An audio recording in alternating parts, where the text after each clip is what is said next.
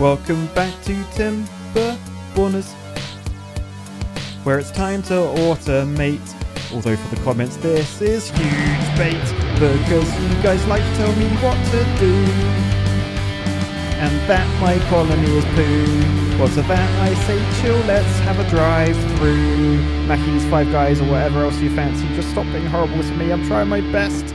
Yes, hello fellow engineers, and welcome back to the Timberborners. Wait, look how much of the map is green, and we're in a bad tide at the moment. And if we look down here, they are building a dam, which I'm hoping is going to send bad water down this way, which I think just goes off the map. I mean, I should probably let's just do a little bit of cave diving. Make sure there's no good. I thought there might be like a secret hidden tube that pumps it all back to my colony. Yeah, no, I think we're good. So who we got there? Swing Somnut finishing the building. There's another beaver there. Dwarven Priest bringing the final few logs over. Now, we still do have a contaminated beaver in this massive skyscraper of housing. We got Fozzie Bear in there. They got a little bit too close to the bad water and they're contaminated.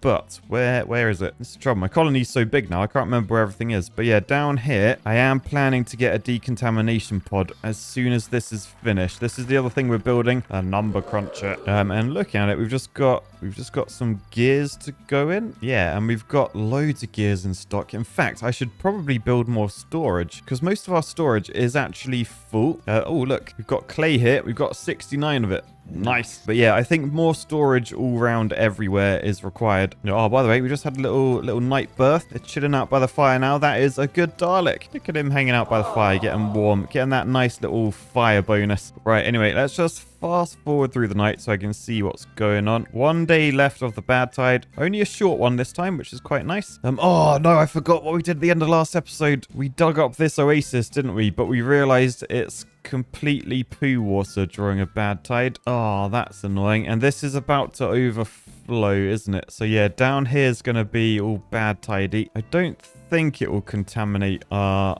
tree planting back there. It should just all flow off and go out that way. Still very, very annoying. Oh, so annoying because I don't even know like how we can fix that. I think we looked at cutting through the map and doing like a tunnel lower down maybe. Yeah, because that's the height of the water source. So down here I could do a tunnel. Like imagine from there a tunnel out this sort of direction under here maybe. Yeah, it might be something we want to look at, but probably in a drought because beavers don't like water. They don't like bad tides. Oh, but I thought this was going to be a new oasis and it really isn't. And then the other thing I wanted to do today is probably like start automating stuff. We did some good automation last series and it does really help with efficiency. So first things first, I am just gonna fast forward, get past the bad tide. Ooh, look down here, the dam is done. Well, dam's nearly done. There you go, dam is done. So the bad water will no longer go down there. It will go down this way, which is a new direction. So at least that means back over here, this won't be all contaminated now. You can see it's all like contaminated at the moment. That should go. And then down here, this bad water should... yeah, that should also go. So I think once... yeah, now the bad tide has ended, the water will flow through the colony again. So this should all be water now. And what I could potentially do is do like another dam down here to keep all of this area green. But this is where up here... I mean, you can sort of see this bad water. It's going to be pushed out by the normal water. But this is where the water would be like waterfalling over the top. Like down into here. So yeah, nice. You can see water flowing down. Oh, hang on a second. Look, we got wet fur again. Who's got wet fur? Yeah, so this does flood. Oh, that's really annoying. After a bad tide, I think when the water starts flowing again, it does briefly flood everything, which makes some of these beavers wet, and these beavers don't like being wet. Yeah, look at this path over here. It's completely flooded. I'm not entirely sure how to fix it, if I'm honest. I think we might just have to put up with a little bit of wet beaverage, because yeah, I think over time the water level does drop. Yeah, you can sort of see it dropping everywhere now. If I just fast forward, is it dropping? Yeah, there it goes. There it goes. Yeah, it's all dropped now. So now the beavers are nice and dry again. So yeah, it's just the day after a bad tide or drought, they do get a little bit wet. But that might not be an issue in like the longer ones because the water level would have dropped more here from evaporation. Anyway, another day has passed and yes, look, they're both in. We have 2 number crunchers. Oh, and the science is flying now. So that does mean finally I can unlock the decontamination pod for 400 science. That uses Phoenix essence, which will be created in here. But my plan was to bung that down there. Yes. And so this creates the... Oh, no, that's the grist milk. Oh, no. How do we create the essence then? Oh, yeah, the Phoenix distillery we need. So, oh, that's only a small little building. Okay, well, I'll tell you what. That actually fits quite nicely there. It does... Oh, it doesn't need power. Oh, actually, did I build... I may have built one of these. Oh, no, I haven't because, look, it's still locked. It is still locked for science. Okay, I'm going to bung it under there. That's a nice little gap, I reckon. So, yeah, unlock that. Shove it in there. And that will create the Phoenix essence. I then do need loads more storage. So, I'll just let them build that and then just plan out my storage area. So, I mean, I could do it up here, actually. Like, yes, it's quite a way up. I think if we come up here, it is actually quite far from everything. But it's not that far from... down here. I think over this side, which is the only other real alternative, is also red paths as well. So yeah, I reckon let's get our storage up here. So I'm gonna shove you there as a little platform for the bottom. Shove a medium one in there. And then I could unlock some large warehouses and large industrial piles, perhaps. I think I will put those on top of there though, so that's some liquid storage. And maybe if I just do like medium warehouses, I could then do the same but opposite. So right, is that enough liquid? That should be enough liquid storage, right, for everything I've got. So, oh, actually there's quite a lot of liquids. There are quite a lot of liquids down here. So let's start with the juices. So we've got apple juice, corn juice, beetroot radish juice, tomato juice. Then we've got canola oil. Probably should store some fuel. And then Phoenix essence as well. So that should double most of my storage, I think. These underneath can just be like whatever's full. Maybe some more planks in there. Get some dynamite in. I think generally like ingredients. So maybe more corn, more apples. And then yeah, might unlock a large warehouse for 250 science and then put like actual food in here, as in the food that they eat. So yeah, could shove one there. Oh man, I need quite a lot of these. Right, okay, so that's a whole load of storage. I think basically I want these set to supply. So this will just be like the last place they're stored. They supply goods to other warehouses, but they're just going to be like all the like edibles. So apples, apple pies, which we don't even make yet. Baked beets, which we don't make yet, but we will be soon. But yeah, then grilled corn, grilled bell peppers, radishes, all the stuff they can just eat. Maybe not berries. I don't think we need berries for anything. But right, meanwhile over here, our waterfall is now a pooterfall, but I don't think I'm gonna fix that yet. I don't think I need that green for now. I think I'm happy just to let the beavers build all of this, which is going to take quite a lot of resources actually. So maybe worth trying to get this automation in now. Now that's going to require quite a bit of science to unlock. So what have we got? We've got the relay unlocked. We have the weather station unlocked. We need the storage one, which is 250 science.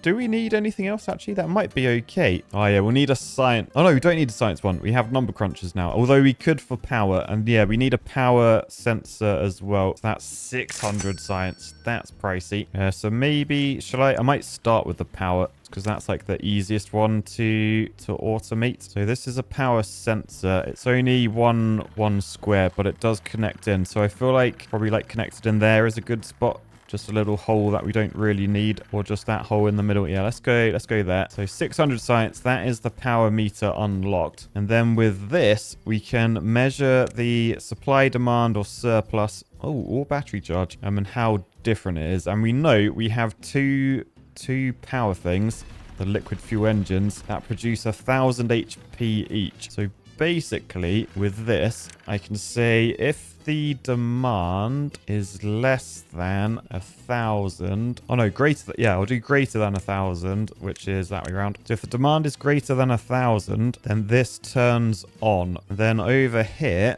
I can have one of these on all the time. And then the other one, I can click automate to power meter 1. So that's now been paused, and that's because if you click on here, the demand is 1,000 exactly. So only this one is needed. This one isn't. Why is the demand 1,000? What's using it? Oh yes, it's number crunchers. They're 500 each. But yeah, so effectively, I've just cut my fuel bill in half because through the night we were burning We were burning both of these. Now only one of them burns through the night. And then in the morning, when we should see everyone leave for work any second now because the sun's rising. Come on, beavers. It's morning. Time to wake up. All right, here they come. Here come all the beavers. So when they start going to work, yeah, look, the demand is over 1,000, but this hasn't unpaused. Why isn't this unpaused? The demand is over 1,000. This should have unpaused. Damn it.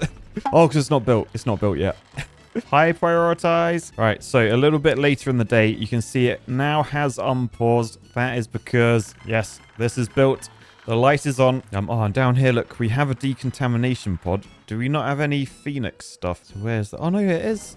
It is there. Producer Sean, you're meant to be producing. Why aren't you producing? We've got to make Phoenix Essence. Oh, I think he's just waiting for charcoal to be delivered. I guess I could prioritize with haulers. I don't really want him to be prioritized. Like I do, but only very briefly. If I prioritize it now, then maybe haulers will bring charcoal. Yeah, there you go. And then I can unprioritize.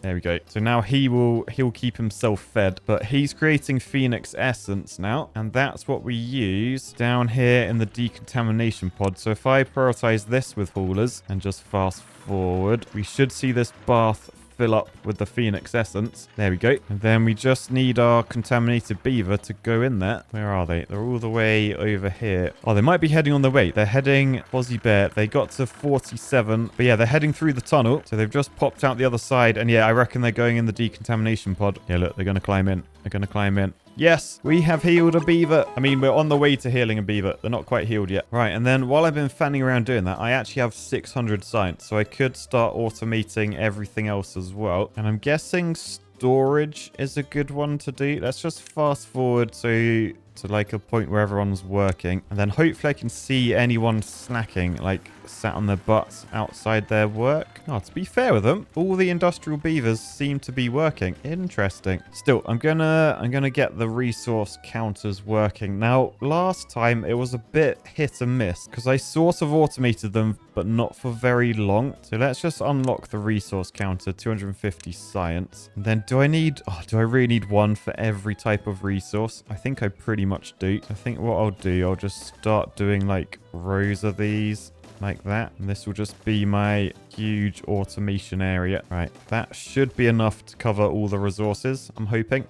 All I'm worried about is I may need a relay as well, because let's just start from the start. So we'll start at the very top with bricks. So if I change this to brick, then the only option we have is a measurement. So we can do greater than, less than, or equal to, or like the opposite of those, and then a percentage of your storage. So basically bricks, if we have less than 100%, then this turns on. So let me just change that to brick. And then what I did last time, I came over to where we make bricks, which is this kiln down here, and then I just automate and set it to brick so that this would turn on when we have less than 100% bricks. However, if we use up one brick, then this turns back on, so it's not very effective. We want it to like sort of drop down from 100% down to like 50%, say, and then turn back on until we have 100 again. I think that's where the relays come in. Now, I don't know if I can use this relay for everything or if I need one for each material. But let's just shove a relay there and then try and work out how this works. So we've got not and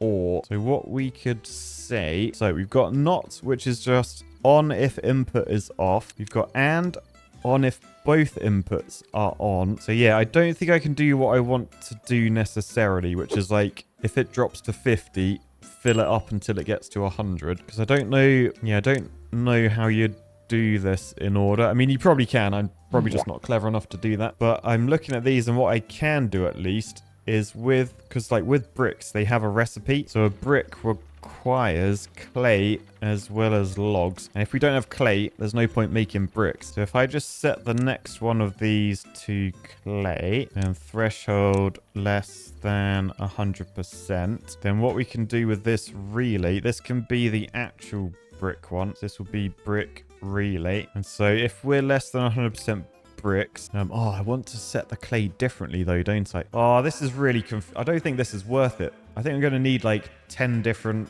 things. Because I can't just use the clay one, because that only shows less than. So I could swap the sign and say more than 0%. But then I'll need a separate clay one for less than 100%. Yeah, I don't think it's worth it. I don't think it's worth doing and ors anyway. So I think I'm just going to remove the relay, and I will just set these all up just to be, if there's less than 100%, turn on. So just give me a sec to go through all of these and just name them all. 1 hour later. Right, so they're all in now. I think in order to do the farms, I do need relays to do like and. So I probably want to group them for each farm. So let's say this farm down here, it gets radishes, tomatoes, and corn. I mean, I probably just want the farms running constantly, to be honest. Yeah, I'm not gonna overcomplicate it. I think let's just leave them running constantly.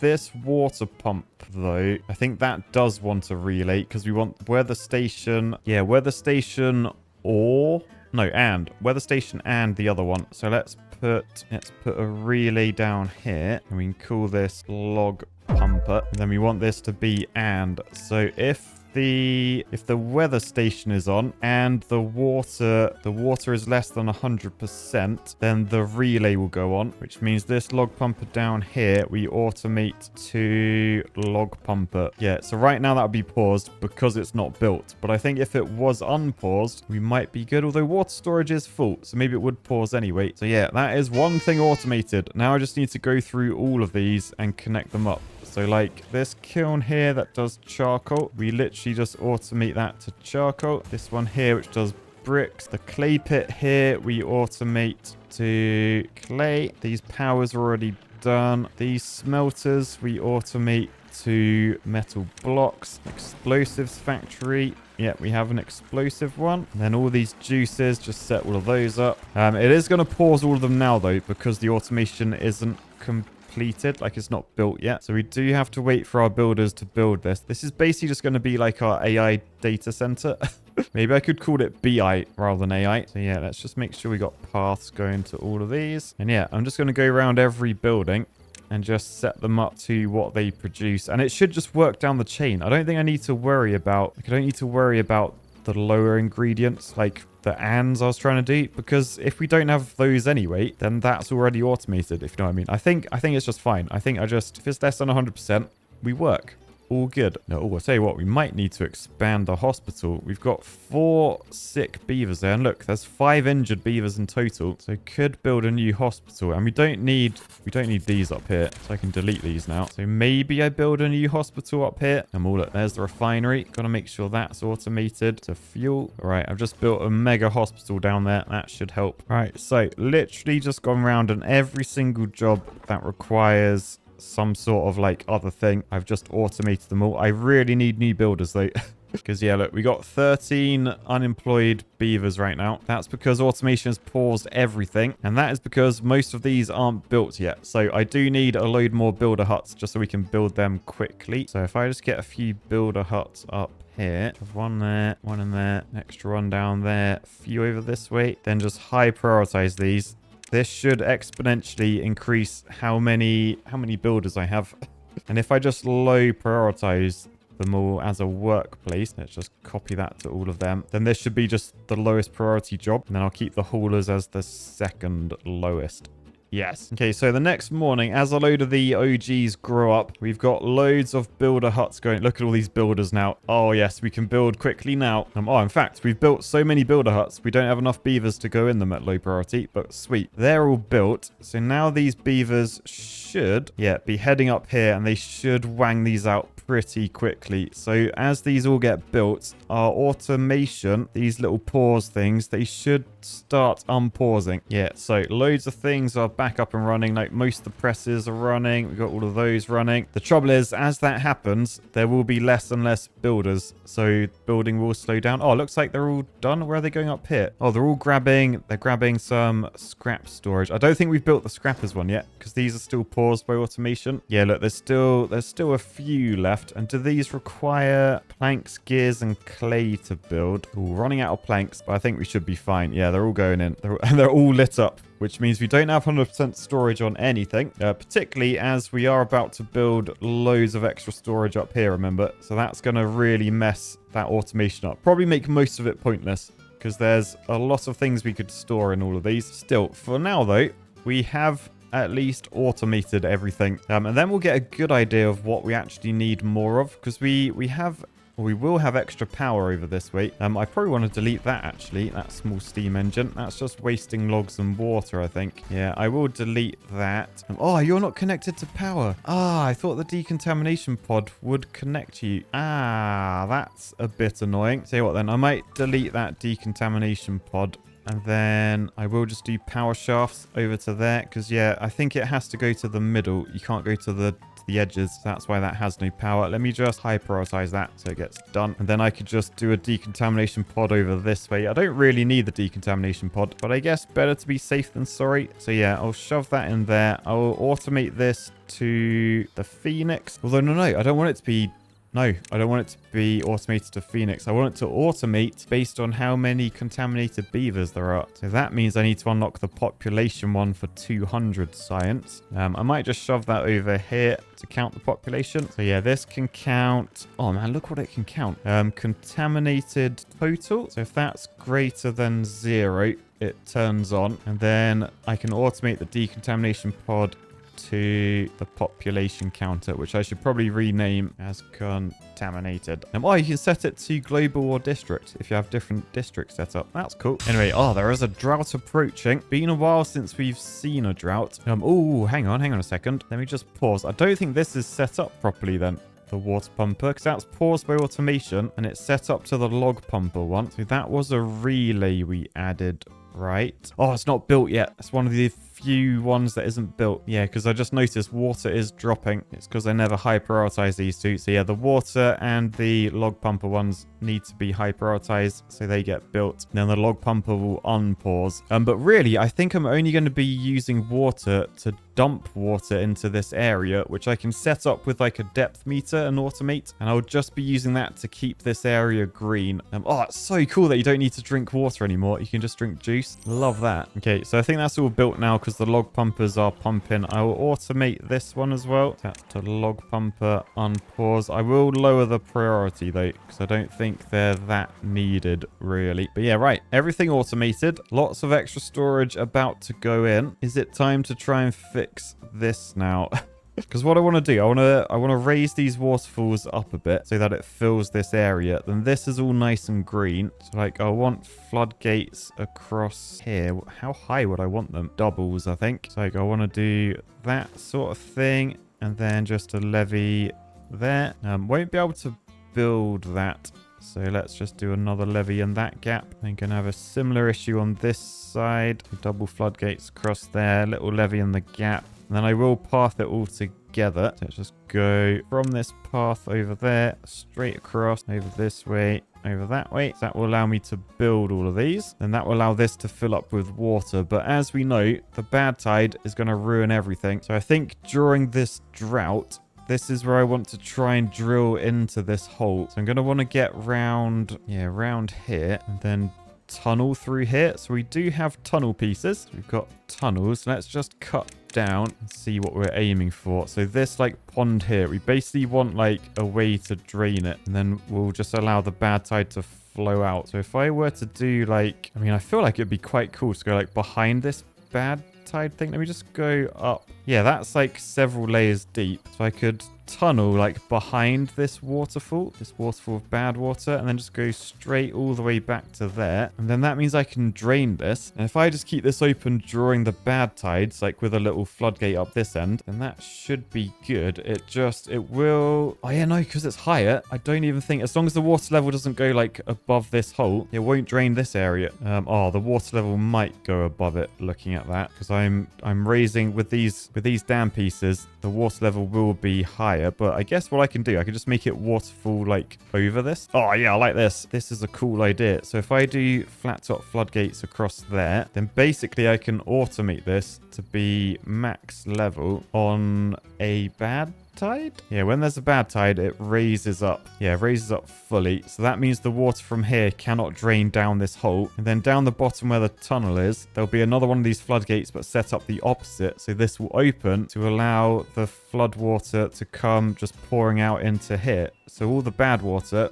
will flow out. And, oh, I think that's a good idea. So that should keep this area. It should keep it constantly filled with water and blue, and no bad water should ever go in here. The trouble is we can only build this during the drought, and we may get some wet fur. So as the drought is coming, let's try and get around there quick. So stairs up this way, path over to here-ish, then stairs down and up, and over this way we can get building. And then I just got to high prioritize all of this, at least once the drought starts, because yeah, we want to explode all of this out, let all the water out of it, and then build the floodgate at that end as well. And that gives us quite a lot to do. So we are going to be wanting a long drought if possible. But if you want to see that, you'll have to catch me next time, because we're going to leave that there for today. I hope you guys enjoyed. For now, I'll say peace, love, and the BI Data Center. Bye, guys.